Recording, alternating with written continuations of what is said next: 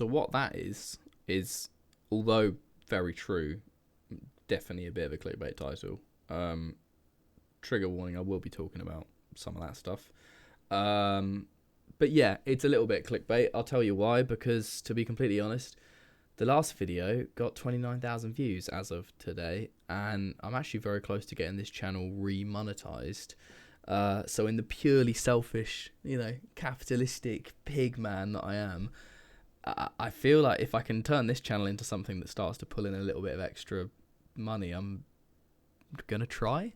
So yeah, I probably could have come up with a slightly less dramatic title, but it's to be completely honest, it's 100% true. I've got notes down here as always. Sorry, listeners. Hello, viewers. Thank you for watching, by the way. Firstly, fucking hell, like the outpouring of love and support and everything from all of you over the last sort of 2 weeks, whatever it's been since we kind of announced what we were doing with Motus, has been honestly like very overwhelming. The first 24 hours was insane. Really, really kind of just put me in a very good place with regards to like, okay, well, I did achieve a lot of the things that I wanted with regards to sort of having an impact on the sport and things like this. And by no means do I think I'm done there or do I want to be done. But when you're in your darkest times and things are in your head, and it's so easy to just think everything that you're doing is insignificant and doesn't matter. And yeah, in the greater scheme of things, it doesn't matter. It's just a stupid sport, whatever. It's just people that like, it's, yeah, you can zoom out and look at it that way, but really like, really, really fucking grateful. Like so grateful. I tried to get back to as many people as possible. Apologies if you got very short messages from me. I genuinely had like hundreds of DMs and everything like this. So yeah, like just amazing. Thank you. But yeah, like last year, right? This day last year, I think it was this day. Yeah, 30th of December, I posted that Instagram post, which I turned the comments off because I kind of knew what would come. And I basically just said I was going through a really fucking rough patch and I'd been thinking very dark thoughts. And I had like an outpouring of people reaching out, which I always find it hard when you're actually in that headspace and people reach out and they're like, oh, like, let me know if you want to talk. It's like, of course I don't fucking want to talk. Like, I feel like shit. It's I don't know. That's the thing people always say. It's just like, oh, check up on your friends, reach out, make sure they're all right. But when you're in that headspace, unless somebody is literally going to grab you by the shoulders and kind of like give you a hug and lead you in the right direction, if people just being like, you're right, mate, I'm a bit concerned. When it happens for me anyway, I'm just like, it's so easy just to ignore and like palm. And like I've straight up in the past ignored people who have reached out to me, because it's just where your head goes. But yeah, so I genuinely, like, at the end, and I've said this on the Motus podcast, and I think I've even said it on here, like at the end of last year was probably the darkest, like, mental. I've been up and down. I've had some mental periods in my life, like dark mental periods, but there was a stretch not long after Daisy was born, which is so fucked. Like, brand new father. And they do say that men can also get postnatal depression, and maybe that sort of played into it. But I was in a time when I should have been, the most there, the most supportive, the most focused on this child. And I was going out, walking the dog and thinking about hanging myself, like, often.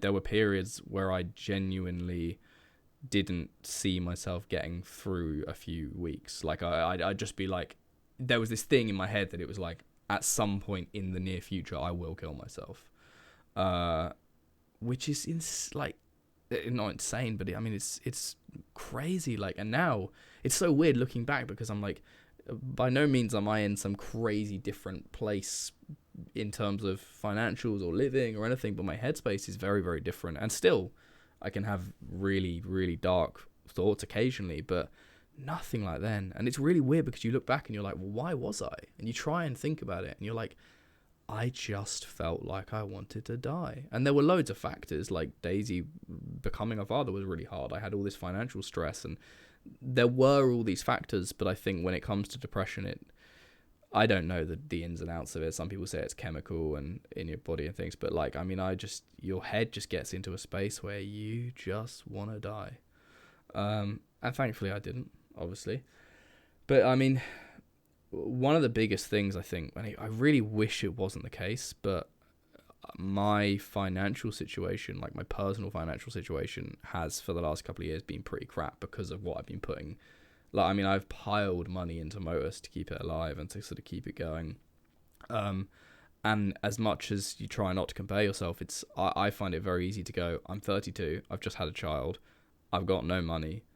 Granted, I definitely, and I still could, it's one of my kind of goals for next year, and I'll go on to that stuff, is to get a lot better with budgeting and spending more sensibly when it comes to, you know, food and things. I don't spend extravagantly on anything really. I very rarely buy clothes. Thank you, Stora, for the new uniform.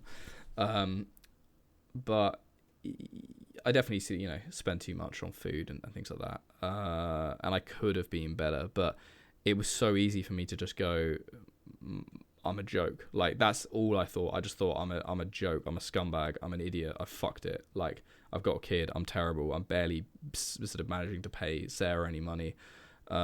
We basically have like a sort of, I'd say, a joint account, but it's technically her bank account, so I send her money every month to, you know, contribute. Yeah, I felt fucking useless, and I've got friends and contemporaries who are doing so much better than me, and it's that comparison is the thief of joy, as they say. Where are my notes? And to be honest, what I also was doing is I was putting the company first, because the company was meant to be paying for Keelan and Bloggy to live as well. So I was putting myself into worse financial situations, whether that's, you know, going into an overdraft or whatever, like basically having no money. I can't remember if I said it on this podcast, on the other podcast. Like, I inherited a bit of jewelry from my granny that kind of she died a few years ago, but my dad was just like, oh, you've got this stuff, by the way. Immediately I went to a fucking jeweler's and sold it, and I put that money into Motus. I could have used that money to, like, you know, pay off some debt or something, but I was so focused on doing what I could to keep the company alive, and to the point where I just was sacrificing myself and being like, well, I fucked it anyway. Like, I've got to get this thing, because there's the romantic thing about having a company is that, like, it can quickly technically turn around. A company could technically turn around quicker than your own financial situation. Like, we could have, you know, a month of triple the amount of sales, and suddenly that means that I would then be in a position to potentially earn more money from the company, compared to, you know, working a normal job. You don't just get a pay rise randomly. Yeah,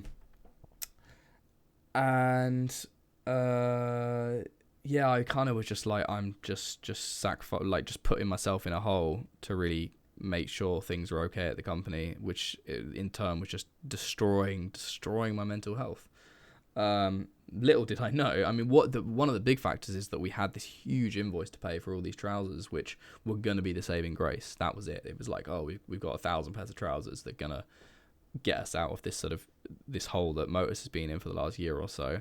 And a lot of you know what happened with them is that they, like, little did I know, they all turned up and it was shit. And I mean, that crushed me. Like, it fucking crushed me. And what it did do, though, is it kind of turned the last year into like a battle of resilience, and really dialing it in with regards to where we can be spending money, what we should be spending money on, and doing whatever we can to pull in more revenue. And I mean, the biggest thing that we did is we doubled down on the in-house production of stuff. We doubled down on collaborations, which, I mean, we had some amazing collaborations and amazing sort of months last year, this year, and yeah, it really got my head into a good space with regards to, like, where Motus could go, but still there was this constant sort of financial, we didn't get out of it because we had this huge fuck up with the trousers and everything. Like, we still were struggling. And another thing is, like, a lot of time was then put into all the manual fulfillment and the printing and things like that, which isn't the best use of my time or anyone's time really, unless they're being paid specifically for that job. And I've kind of gone over things like that in the past, so sorry if I'm repeating myself a little bit. But yeah, this year has definitely been, I think my mental game has almost got into a better place because it gave me something to fight against. Like, I really had a year of just being a lot more focused and really trying to sort of dig out of a hole. And I think this is something to clarify is, I think the Origins guys maybe mentioned this on their podcast, and a few other people, like, we could have kept the company going. Honestly, like, you know, we could have kept it going. I could have, we weren't completely fucked. But it was simply just exhausting. Like, once this kind of opportunity presented itself and I had these conversations with Drew, the more I thought about it, the more I just realized I'm over this romantic idea of running a company for the very, very slim chance that it might get somewhere where it's going to, you know, massively change my life. And it's really easy to, you know, read a few books about building brands and personal finance and things and think, oh, I don't want to work for, like, I don't want to trade my time for money. I don't want to work for someone else. I want to own it and turn that into a cash flowing business and blah, blah, blah, blah, blah. And that technically fucking great if you can do it. But the flip side is if you can't and you become an operator within your own business, you're just stuck. And that is exactly where I was. I was just stuck being an operator, trudging through it, not only doing a lot of the operational tasks, but also then trying to keep the thing alive and looking at every kind of month or quarter and just being like, fuck, like, how is it going to get better? And yeah, it was just simply kind of exhausting. And it taught me an absolute fuckload. And that's another thing to clarify is, like, at the Origin podcast that they did, Tom and Renee, they covered sort of this topic in quite a lot of depth and said some really, really good things and really supportive things. But one thing I think Renee said is, like, he found it interesting that Storer was essentially taking on somebody to, I think he said, like, run their business who has just failed a business. But I think something to clarify is that I'm not in any way going to be running the business of Storer. I am entirely going to be involved on the kind of e-commerce clothing side of the business. They obviously have other revenue streams pulling cash in. It's not like I'm going to be in charge of, you know, bank accounts and stuff like that. Like, I'm sure I'll get kind of say on budgets for how much we put into stock and things like this. But it's definitely not all going to be in my hands, and it shouldn't be. Like, it's not my role or responsibility, and it's also not my strength. I think I'm a lot better at it than I used to be. But yeah, so that's something to clarify. What else have I got written down? Yeah, I did somehow get in really, really good shape this year, and I intend on... I've definitely slacked over the last few months. I've been drinking a lot this last month, mainly Christmas and New Year and things, and not great. I need to sort of curb all of that, and not saying, like, oh, you know, new year, new me tomorrow. But I definitely was quite selfish with my time when it came to getting in shape last year. Like, I would sort of go out for runs in the evening when I should be spending more time with Sarah and things like this. Especially, you know, you sweat all day here, you work all day here. I go home, I sit on my laptop, I continue working, and then I go out for a run and I barely spend time with Sarah. Not fair. Got in great shape. Probably didn't help my mental health a huge amount because I wasn't eating enough, and that definitely, I had periods in that where I struggled. I want to sort of find a better balance this year. A lot of what I want to achieve in the next year is now that I will have some form of stability with my income is find a balance. I had some stuff written about Seoul. I think, like, the long and short of that topic is and we've covered this before, Seoul didn't do as well as we expected. In hindsight, predominantly because we didn't pair it with a clothing collection. Like, film sales actually, it didn't do as well as Soul Destroyer, but it didn't do awfully.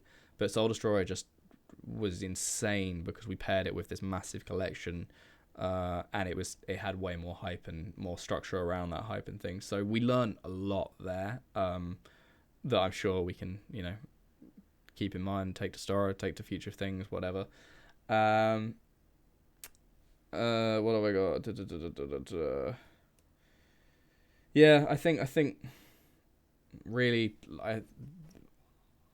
I just, as I've said in the last podcast and the Motus one, like I feel incredibly kind of relieved and thankful to be in this position, thankful to Stora, almost grateful to myself for actually being able to sort of see the light and not get too caught up in just, no, I'm going to keep pushing through, because I did that for years. Like, not that there were any opportunities like this presented to me in the past, but, it's so easy to just push and push and push and push, and then sort of, and I've become not obsessed, but recently I found a YouTube channel with this guy Caleb Hammer.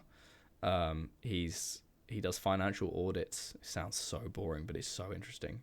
Financial audits on people. He's an American, lives in Texas, and he gets people on. He's actually just currently kind of really popping off on YouTube right now, which is how I found him. And he'll kind of tear through people's sort of debt situations. Some people go on, they've got crazy debts and car payments and stuff like this, and then some have made more.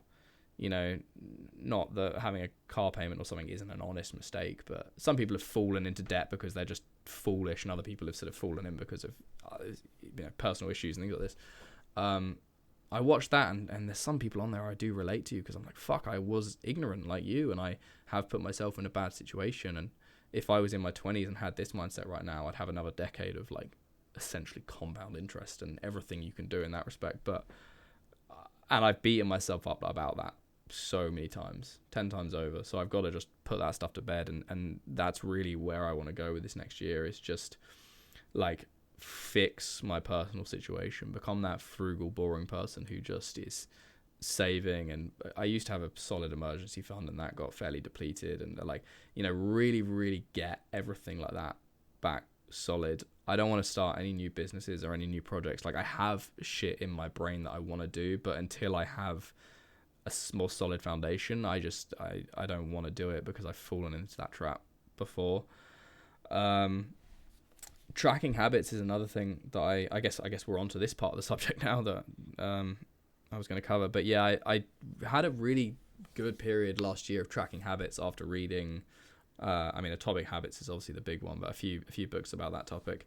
And I was sort of daily, I'd get home, I use Notion, so I have this like template in Notion, and I'd get home and I'd sit down and basically, just before bed, just track the stuff that I had accomplished that day, stuff that I want to improve on, and did I exercise, did I eat healthily, did I drink, even like, did I do my teeth twice? Because sometimes in the morning I'll fucking wake up, just grab some food, walk out the house, and then it gets to lunchtime, and I'm at the office, and I'm like, oh fuck, I haven't done my fucking teeth, like, which is disgusting as it is, it does happen.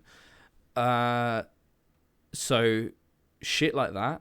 I want to sustain a level of fitness, job satisfaction. I want to build this. I don't know what I want to turn this into. I really like doing this, and people watch and listen, and I get really good feedback. I would like to keep the Motus podcast alive in some form. We're yet to properly have discussions with that, because it's been Christmas and stuff with the Star guys.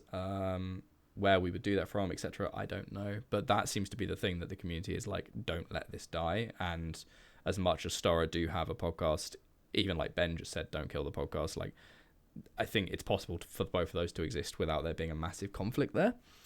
I want to train more. I'd love to release a 20-year training video, even if I don't do any of that other London stuff, a video that celebrates 20 years of training parkour. It'll be me just being shit, but like, just as a thing. Increase my net worth. I want to read a lot of books. I've kind of got a list. Like, I don't normally really care about New Year, because tomorrow is tomorrow, but for the first time in a long time, in the next sort of month, I'm going through a bit of a reset with both career and things, so I feel like I may as well lean into that a little bit and start. I am tracking habits fresh from tomorrow. I mean, I've maintained it on and off, but tomorrow I'm kind of resetting everything, and I want to do 365 days of tracking habits, and the template I've got spits out percentages, so it'll be like, oh, you exercise 63% of last year, like, well, at least an hour, 60, stuff like that. There's stuff like that I just want to track for, I want to improve being a fucking human being, being a partner, being a father, everything really. And obviously I'll fail on some stuff, and that's completely fine, but that it's being able to track it. You can see where your failures are, and then you can see how to improve things. Like, okay, maybe I was a bit ambitious here, I should pull that back or whatever. And I need coffee. The other thing to cover is like, how's it going with regards to sort of shutting Motus down? I will say he might watch this. I don't know. If he does, I'm genuinely fucking sorry. Definitely not the smartest thing I've ever done, announcing to our community that we were closing the company down without informing my landlord first. Those conversations and topics and things were all going on, but he found out by going on our website and seeing the closed thing. So yeah, foolish there. We needed to get the announcement out to the community ASAP, because essentially we had to shift the stock. Ideally, what we wanted to do is close down trading prior to New Year, which is what we've done. Like, the only thing we have now going out is the orders will go out in the next week. I'm sorting them at the moment. But we wanted to just stop all kind of ingoings. We've really cut back on our outgoings. And now we're sort of just slowly sorting out the rest of it. But it's not going to be an overnight process. It's going to be a stressful process, but it's one that I just have to get through, and then sort of get out on the other side. And yeah, I'm just kind of excited, really. Like, I've had stressful moments over the last few weeks, but I'm genuinely really excited. And I've been doing a little bit of work already on the Stora stuff, basically just planning and back end stuff and writing out, not like a pitch, but like a bit of an action plan about where I think we should be focusing our time most. I've sent Drew some like type form questionnaires and things, just to get more info there. So yeah, I can't really think of what else I need to talk about. I need to just drink this. Not too off. It was old coffee that I just found in the office. Thank you, really. And if you're... I guess, I mean, to go back to my sort of initial topic, if you're in a really fucking dark place, like, I am by no means like a mental health expert. I know actually Callan from Contendant is doing a lot there, and he's been doing a lot of like training and stuff. So he's probably, a more trained person to reach out to. But I never felt like I wanted to reach out when I felt in a terrible headspace. I really just didn't. I even struggled to communicate with, people close to me. But if you want to drop me a message, I will do my best to, try and speak to you, probably in rambling voice message form, because that's what I do. But yeah, I don't have all the answers. No one has all the answers. But I've definitely been there. I've definitely felt that fucking pit of darkness that wants to just drag you in. So yeah, if you wanna get in contact, just Instagram, or Instagram's probably the easiest, to be honest. Sorry, rambling now. But yeah, thank you, love you, appreciate you. If you're watching this and you haven't got your order yet, Royal Mail's been fucked up. If your tracking number's not working, Royal Mail's been fucked up. If you're waiting on your farewell hoodie or whatever you got, they're all going out this week, and they will be with you ASAP. But yeah, have a good New Year and all that stuff. Hope you all get suitably drunk, if that's what you're into. I think I'm gonna go home and play Pandemic, the board game, which I've never played, but we've got it, so I'm excited for that. Yeah, hear that? My compressor's just kicked on saying, "Come print orders, you bastard." Bye.